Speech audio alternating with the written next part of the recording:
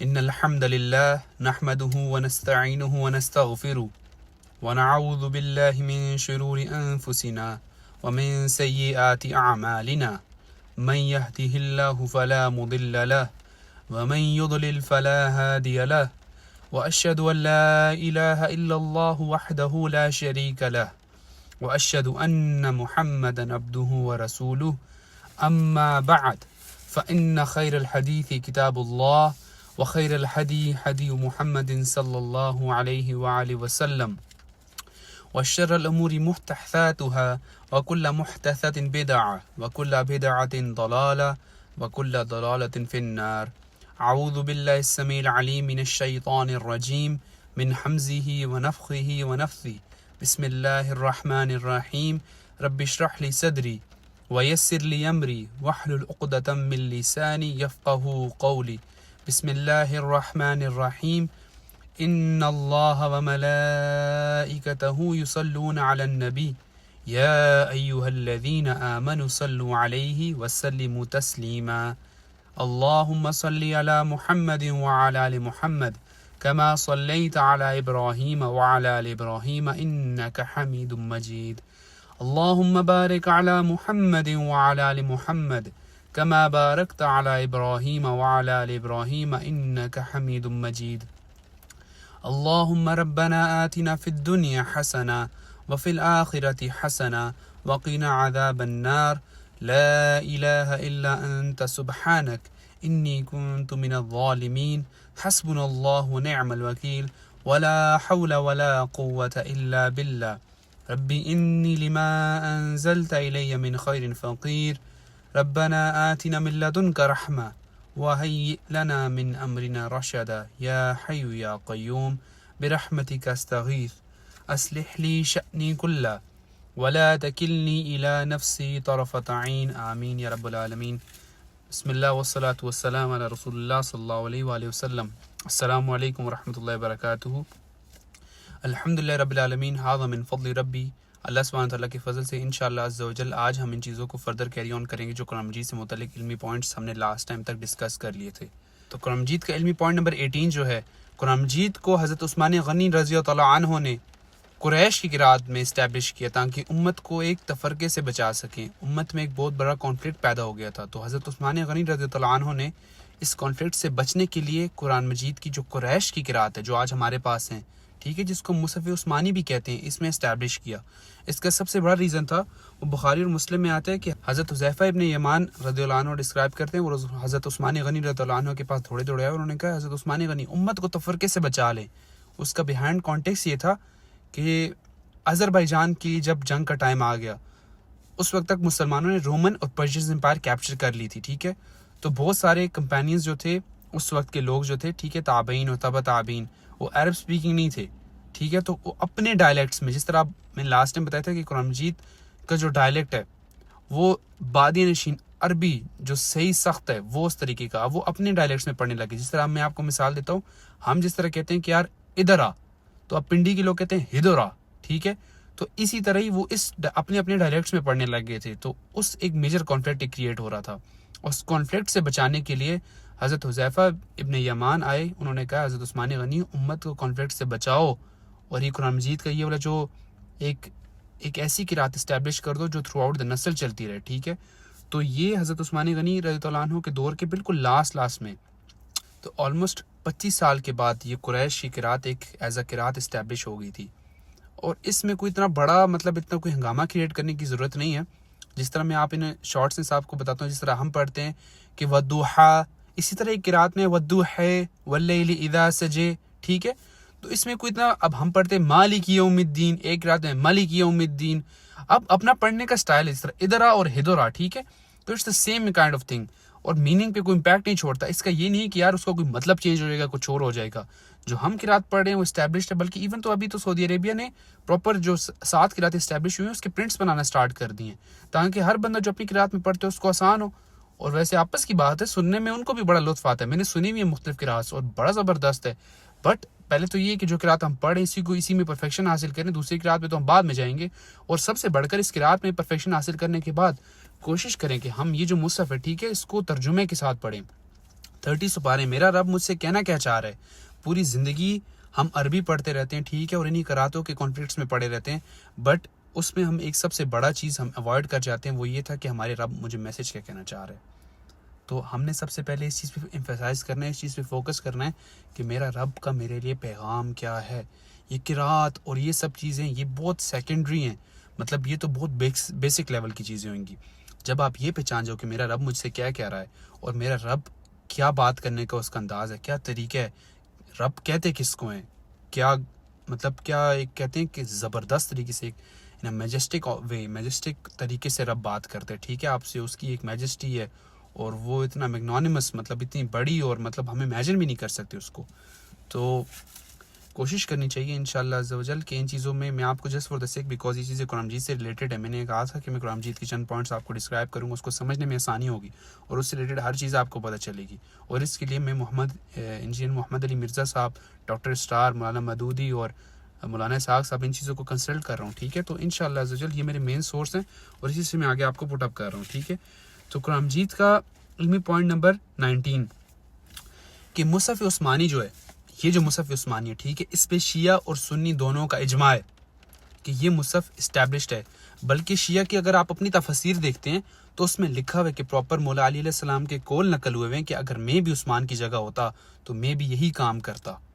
ये बहुत बड़ा एक उम्मत के ऊपर एहसान उन्होंने किया और क्या एक बेहतरीन सदका जारी अपने लिए छोड़ कर गए हुए हैं कि जो बंदा भी रिसाइड करता है और जो बंदा भी पढ़ता है तो उसको लाखों और करोड़ों नेकियां उसकी, मतलब जितने भी जा रहे हैं वो हज़रत उस्मान गनी रज़ियल्लाहु अन्हु हो, और उसके बाद अल्टीमेटली रसूलुल्लाह सल्लल्लाहु अलैहि वसल्लम के, मतलब उनके स्केल्स में आप इमेजिन कर सकते हो यार, रसूलुल्लाह सल्लल्लाहु अलैहि वसल्लम के क्या ज़बरदस्त रिकॉर्ड्स हो गए, उनके नामे माल में कितनी नेकियां, मतलब यार करंटली ऑलमोस्ट 2 बिलियन मुसलमान करंटली मौजूद हैं, जो गुजर चुके हैं, जो फोत हो चुके हैं, उनको तो छोड़ दो, और कितने आने क्यों हैं, ठीक है, कितने क़यामत दिन तक आएंगे।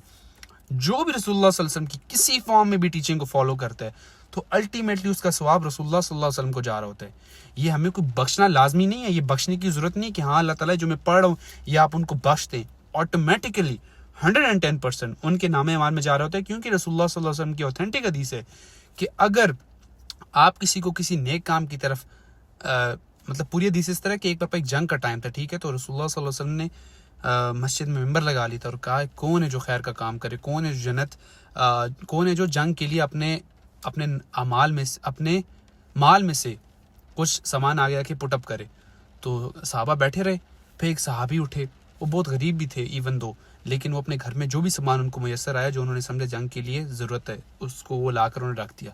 फिर उनसे मुतासिर होकर बाकी तमाम सहाबा उठे, अपने अपने घर गए। उन्होंने कहा यार ये तो इतना गरीब है, इसके पास तो पहले नहीं था, रज़ियल्लाहु अन्हुम अजमईन। तो उन्होंने कहा यार अगर ये कर सकते तो वाई नॉट वी। तो वो भी उठ के गए, उन्होंने भी ला के रखा। फिर रसूलुल्लाह सल्लल्लाहु अलैहि वसल्लम ने फरमाया कि तुम में से जो कोई भी दीन के अंदर खैर का काम जारी करते है, जितने लोग उसको फॉलो करेंगे बाद में, तो उतना ही सवाब आपको भी मिलेगा, ओके। और उसके सवाब में भी कोई कमी नहीं आएगी। मतलब मैं अगर कोई नेकी का काम करूँ और मुझे किसी ने सिखा दिए तो मेरे नाम उसको तो मेरी नेकी का सवाब मिलेगा, क्योंकि उसने मुझे सिखाया है। ये भी नहीं होगा कि मेरे अमाल में से कोई कमी हो, ठीक है। इसीलिए इसका अपोजिट भी ट्रुथ है कि जो कोई दीन में शर का काम, जो कोई दीन में गलत बिदत, कोई बुरी चीज़ इजाद करेगा, तो जो कोई इसको फॉलो करेगा क़यामत तक उसके नाम माल में उस शर लिखा जा रहा होगा। ये रसूलुल्लाह सल्लल्लाहु अलैहि वसल्लम ने फरमाया था काबिल और हबील के केस में। अब काबिल ने हबील का कत्ल किया था, तो क़यामत तक जितने भी कत्ल होंगे तो काबिल के नामा माल में उसका पोर्शन डलेगा, उसने वो गलत चीज़ जारी की है। तभी मैं कहता हूँ बहुत एहतियात करो, संभल जाओ, अपने आप को दुरुस्त कर लो, कोई ऐसी नई चीज़ ईजाद ना कर दो।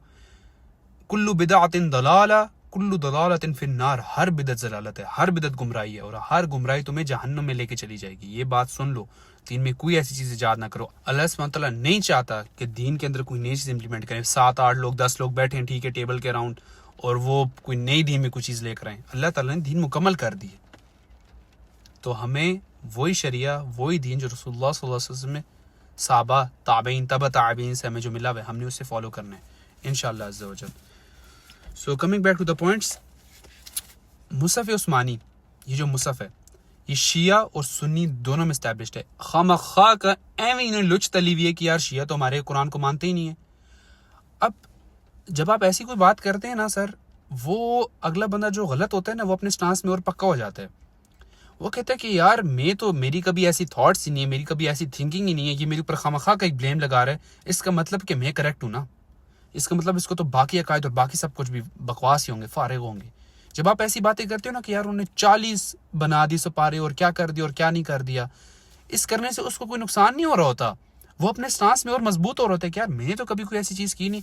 आपने कभी उठा के उनका मुसहफ देखे, सेम डिवीजन है, ईच एंड एवरीथिंग सेम है। यार अगर आप सपारे करते भी हो उनकी डिवीजन, सपारों की डिवीजन तो रसूलुल्लाह सल्लल्लाहु अलैहि वसल्लम के दौर में थी नहीं, ये तो बाद में आके ताबीन और तबा ताबीन के दौर में हुई है। 7 मनाजिल थी, मंजिल होती थी 7, ताकि सहाबा रदियल्लाहु अन्हुम अजमाइन ने किया हुआ था कि वो 7 दिनों में कुरान मजीद को ख़त्म कर लें, दैट्स इट, खलास। आगे लोग ईमान में कमज़ोर हो गए, जिस तरह अल्लाह ताला कुरान मजीद में फरमाते हैं कि पहले तुम में से 1-10 पे बारी है, फिर अल्लाह ताला फरमाते हैं कि जब वो लोग इस्लाम में आने हो गए स्टार्ट, तो उन्होंने कहा नहीं अब 1-2 पे बारी है, ठीक है। इसका मतलब ये नहीं था ओवरऑल, एक ओवरऑल ग्राफ नीचे आ गया ना। तो अब पहले 7 दिनों में कुरान मजीद पढ़ लेते थे, अब उन्होंने अपनी आसानी करने के लिए उसको 30 दिन पे डिवाइड कर लिया। और यार ये कोई 30 दिनों की डिवीजन, ये इंसानी डिवीजन है, कोई डिवाइन डिवीजन नहीं है। तब भी आप देख लो ना, इसका अंदाजा लगा लो, सिर्फ एक आयत एक सुपारे में होती है, बाकी सारी अगली सूरत अगले सुपारे में होती है। तो ये इंसानी डिवीजन हुई होती है, बस कोटा पूरा हुआ होता है। तो इस पे यकीन रखना क्या उन्होंने 40 सुपारे बना लिए, उन्होंने 30 सुपारे बना लिए, उन्होंने ये कर लिया, उन्होंने फलान ढमकाना कर लिया। यार उम्मत में जोड़ पैदा करो, उम्मत बहुत इख्लाफात में पहले पड़ी हुई है। ये छोटी छोटी चीज़, यार अल्लाह का शुक्र अदा करो, हमारा रब एक है, हमारा रसूल एक है, हमारा नबी एक है, हमारे सहाबा एक है, हमारा सब कुछ एक है, ठीक है। हम लोग नमाज में ये नहीं कि कोई अल्लाह ऊपर करके क़याम की जगह डायरेक्ट सजदे में चला जाता है, रुकू से पहले सजदा कर लेते हैं। अल्हम्दुलिल्लाह नमाज का स्ट्रक्चर सेम है, हमारा सब कुछ सेम है। अभी मैं पढ़ूंगा अल्हम्दुलिल्लाह रब्बिल आलमीन, शिया होगा सुन्नी होगा जो भी होगा, वो अर्रहमान रहीम पढ़ेगा, अगला मालिक यौमिद्दीन पढ़ेगा, कहाँ का होगा, काला होगा गोरा होगा जो भी। तो इस्लाम जोड़ पैदा करने आया हुआ है। पहले बहुत खिलाफात हो चुके हैं, लिखने वाले रावी झूठ लिख के चले गए हैं, ठीक है, जो उन्होंने खिलाफात पैदा करने के लिए कि ये कर दिया वो कर दिया, उससे उम्र में ऐसी दरार आ गई कि उम्र 1-2 पोर्शंस में डिवाइड होगी। आप सोचो ना, आप पढ़ो इस बारे में, आपकी आंखें खुलेंगी। तो कोशिश करो, स्टैंड अप फॉर दैट, उम्मत को एक जगह पे जोड़ने की कोशिश करो। उम्मत में पहले बहुत इख्लाफात है और बहुत बड़े बड़े फितने आ रहे हैं। मैं हर वीडियो में चीज़ डिस्क्राइब करता होता हूँ, बहुत बड़े बड़े फितने आ रहे हैं, बी रेडी फॉर दैट। अपने इख्लाफात में से नहीं निकलोगे तो उनको कैसे फेस करोगे।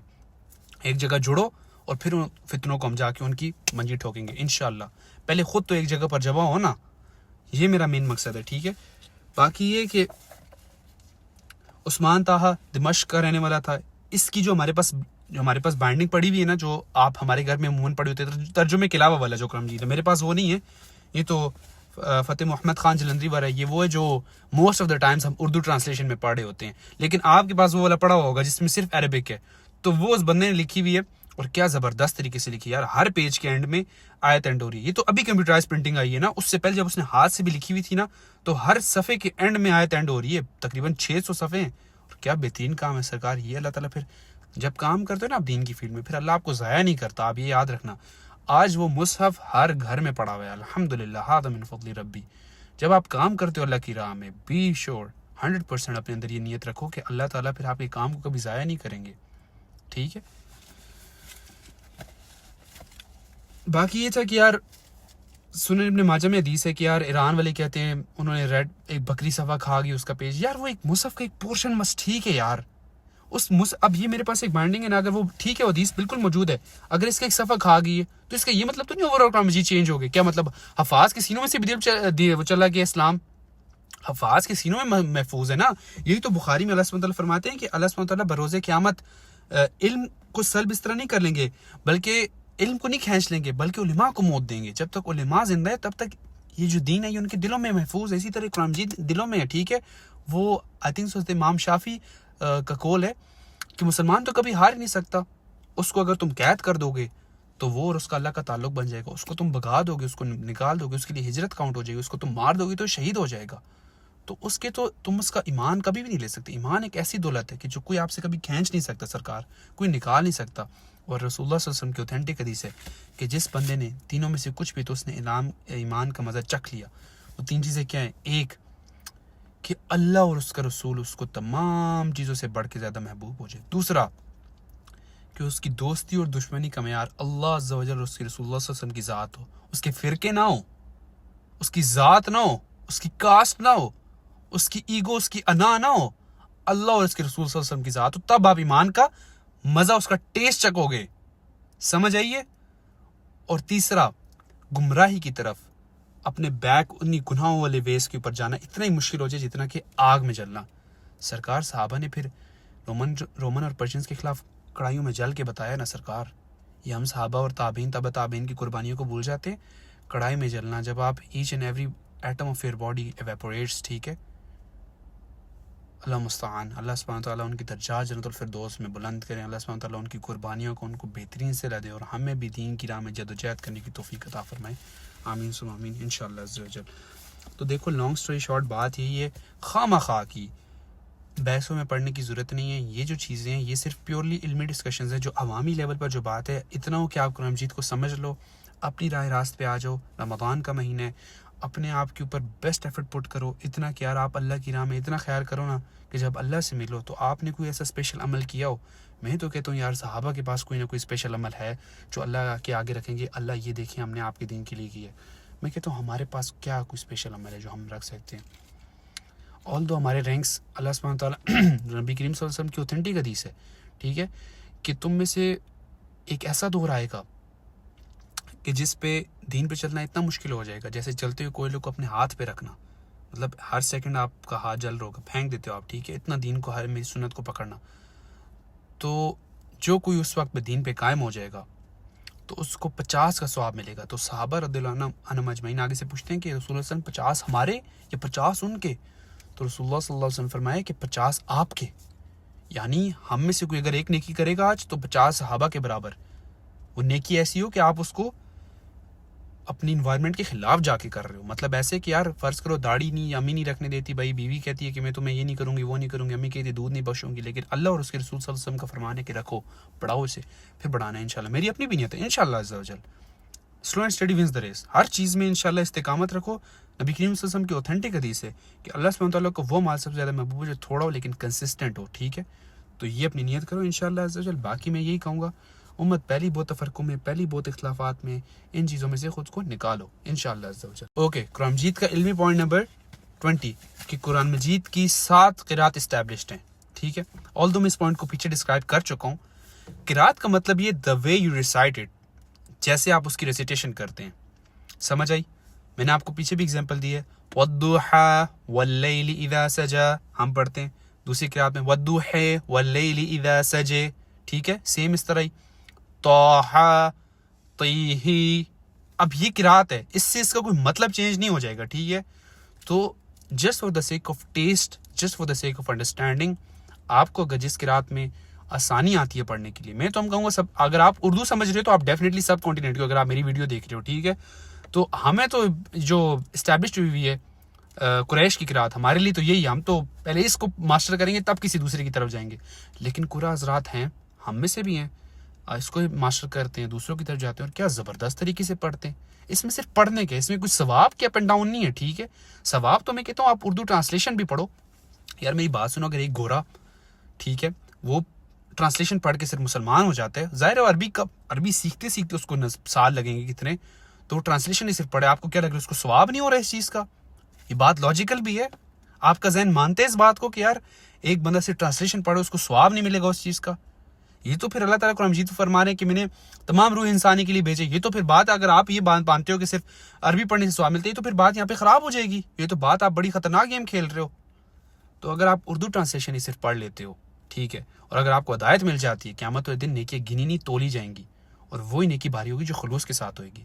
अगर आपको पूरी ज़िंदगी अरबी पढ़ने से आप हिदायत पर नहीं आ रहे और अगर आपको सिर्फ ट्रांसलेशन पढ़कर आप हिदायत पर आ गए हो, तो सरकार ये आपके लिए मोजे नहीं है।